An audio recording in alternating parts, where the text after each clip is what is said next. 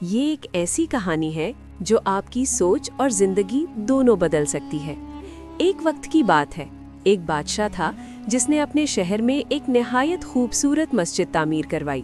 مسجد کی تعمیر مکمل ہونے پر بادشاہ کی بیٹی نے خواہش ظاہر کی کہ جب مسجد بن جائے گی تو وہ وہاں جا کر 2 نفل ادا کرے گی۔ جب مسجد تیار ہو گئی تو شہزادی اپنی خواہش پوری کرنے مسجد آئی اور نماز ادا کرنے لگی۔ اس وقت تمام مزدور جا چکے تھے، صرف ایک نوجوان مزدور وہاں اپنا کام سمیٹ رہا تھا۔ اس نے شہزادی کو نماز پڑھتے اور سجدہ کرتے دیکھا۔ اس منظر نے اس کے دل پر گہرا اثر ڈالا۔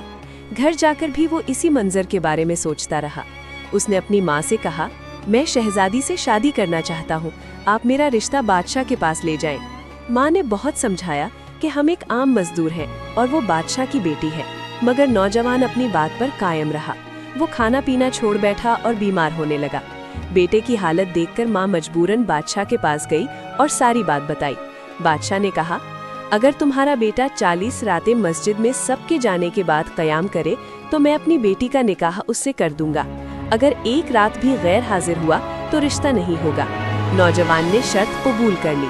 وہ ہر رات مسجد میں قیام کرتا، عبادت کرتا، سجدے کرتا اور اللہ سے دعا مانگتا۔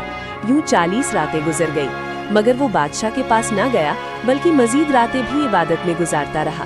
آخر بادشاہ نے اسے بلایا اور پوچھا، کیا تم نے میری شرط پوری کی؟ نوجوان نے کہا، جی ہاں۔ بادشاہ نے خوش ہو کر کہا، میں تمہاری شادی اپنی بیٹی سے کرنے کو تیار ہوں۔ نوجوان مسکرایا اور بولا، بادشاہ سلامت، اب میں اس رشتے کے لیے تیار نہیں ہوں۔ بادشاہ حیران ہوا۔ نوجوان نے سکون سے کہا، جب میں نے مسجد میں قیام شروع کیا تو میرا مقصد کچھ اور تھا، مگر عبادت میں جو سکون ملا وہ دنیا کی کسی چیز سے بڑھ کر ہے۔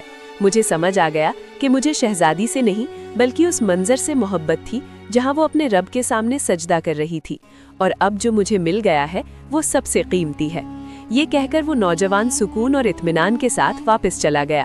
سبق: سچی محبت انسان کو اللہ کے قریب لے جاتی ہے، اور جو سکون عبادت میں ہے وہ دنیا کی کسی نعمت میں نہیں۔